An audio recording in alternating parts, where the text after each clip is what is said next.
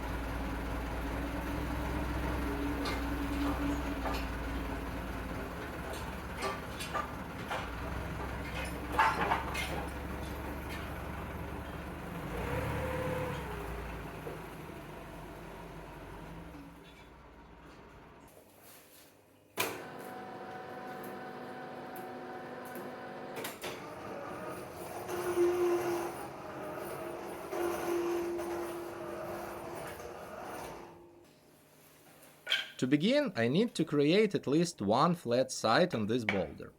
Removing the outer skin helps me reveal all the hidden flaws, cracks and cavities, things I need to watch out for later in the process.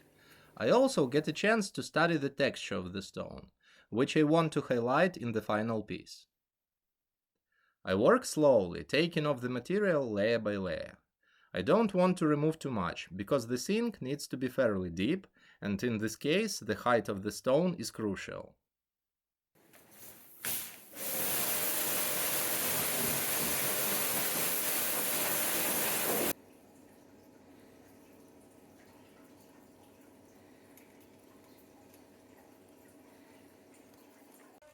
The challenge with stones like this is that cracks and imperfections are nearly impossible to avoid.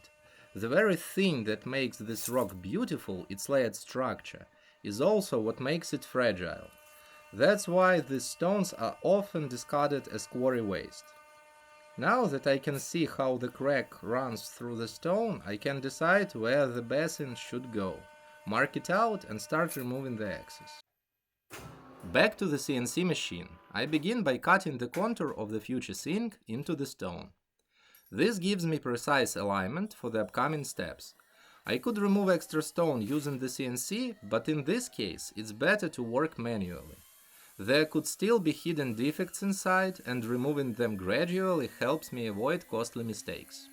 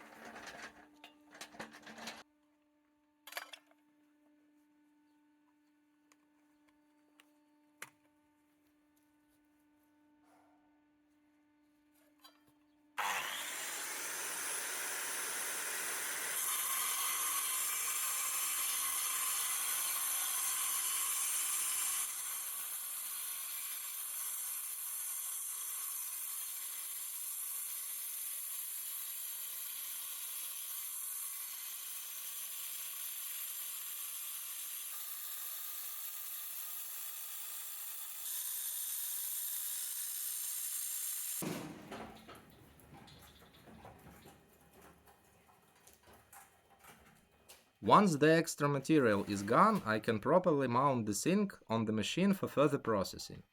I've already cut the contour in sandstone, which helps position it accurately.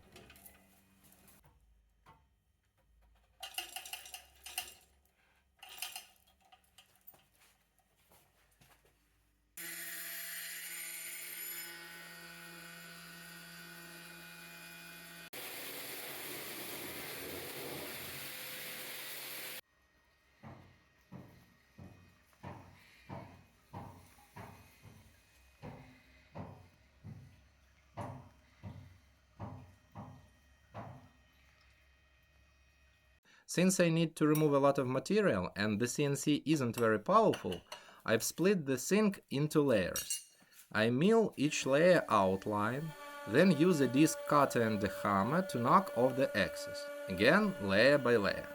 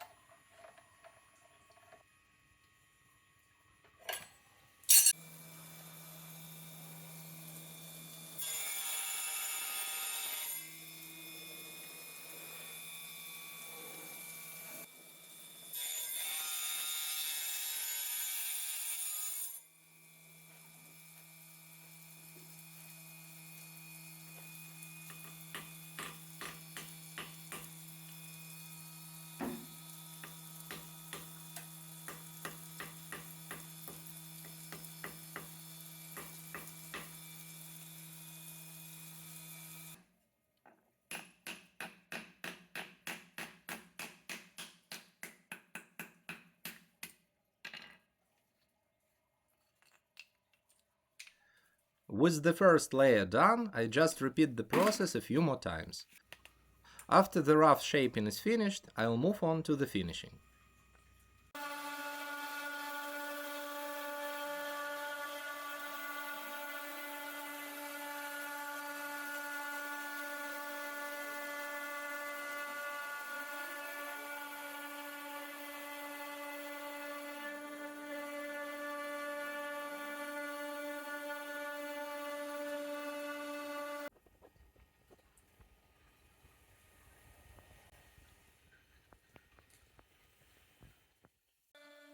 The next step is to mark the drain hole and cut the grooves for mounting the sink from the underside.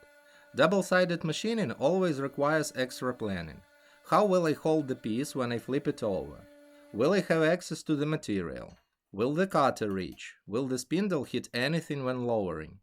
These are all things I need to think through in advance.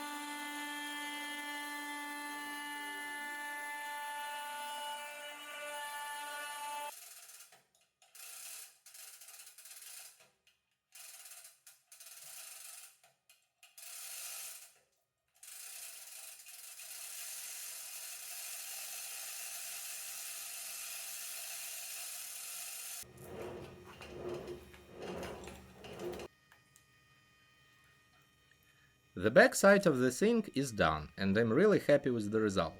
The natural texture of the stone stands out beautifully.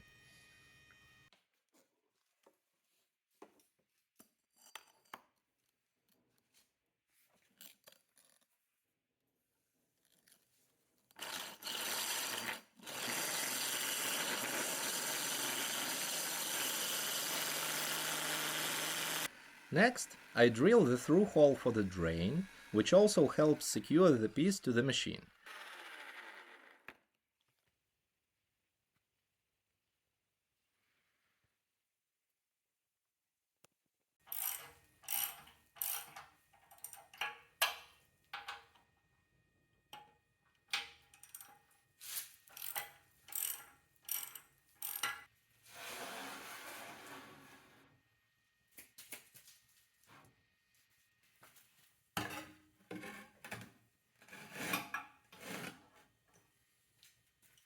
Then I start milling the mirror-like seating surface in the sandstone, which will be used for both fastening and positioning.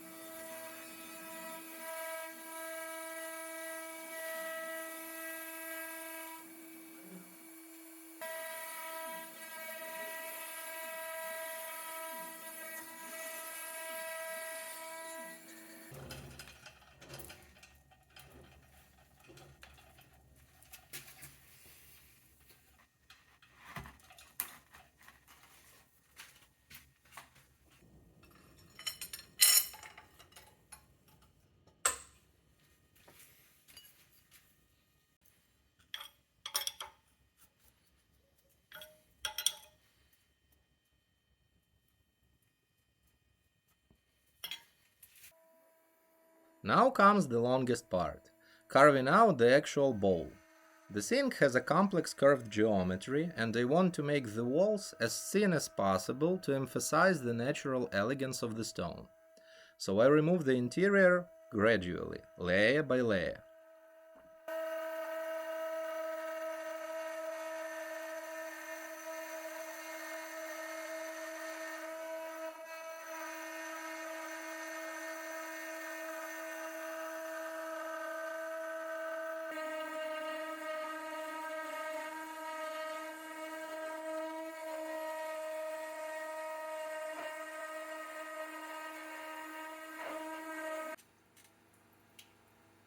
It's tricky, because of the central threaded rod that holds everything in place.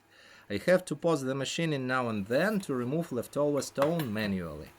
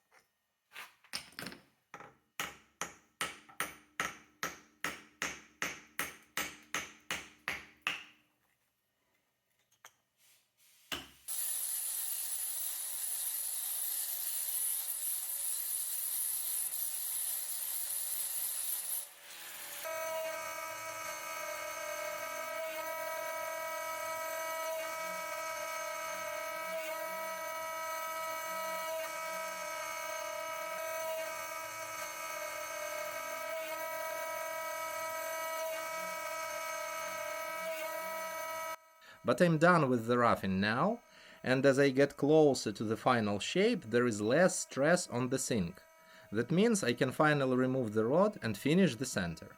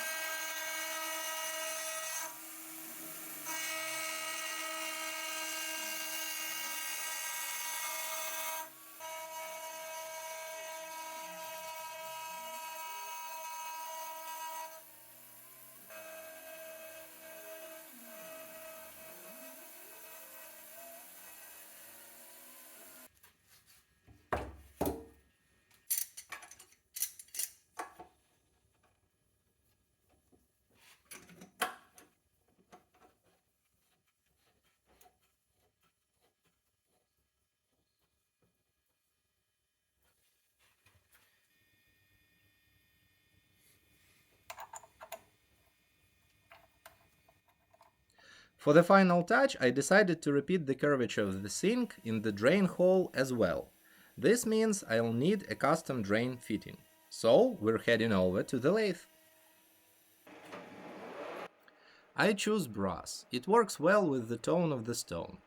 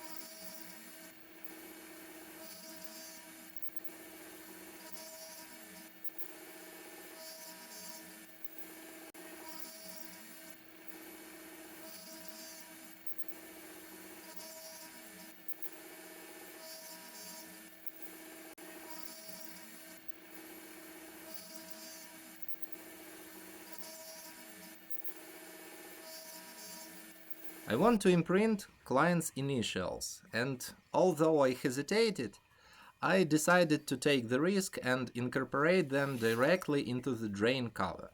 It's tricky, the initials are supported by thin bridges, and in some places they barely held at all.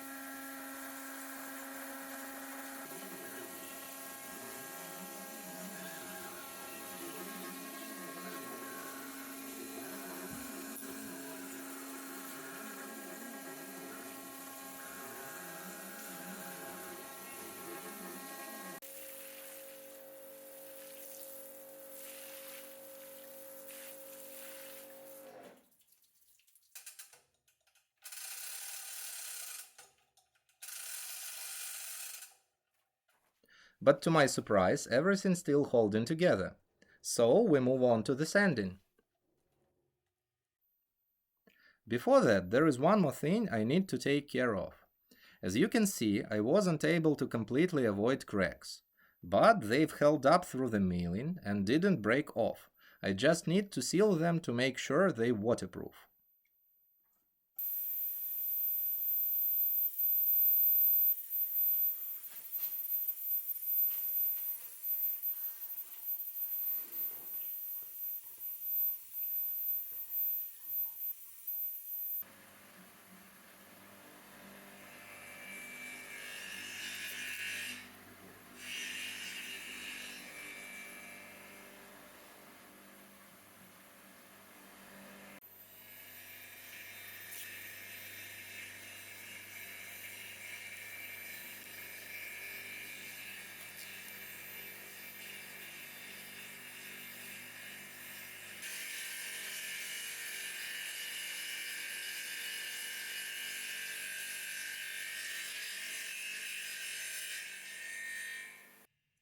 To do that, I apply a two-part stone strengthening solution.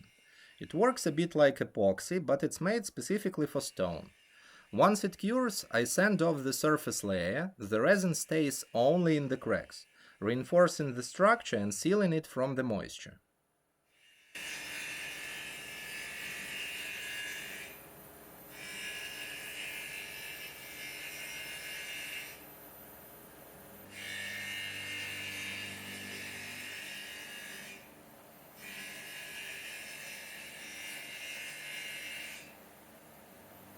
Now for the sanding. I use 8 sanding pads, starting with a metal one to remove deep defects and then going through grits 50, 100, 200, 400, 800, 1500 and 3000 grits.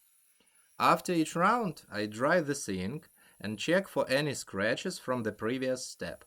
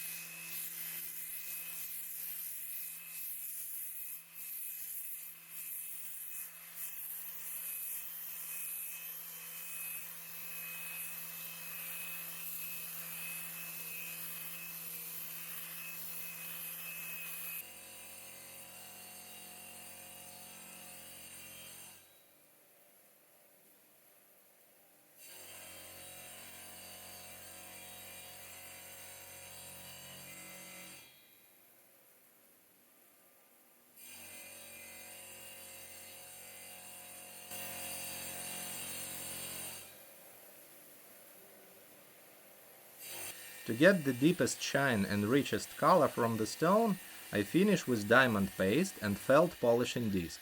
After that, I repeat the same process on the back side.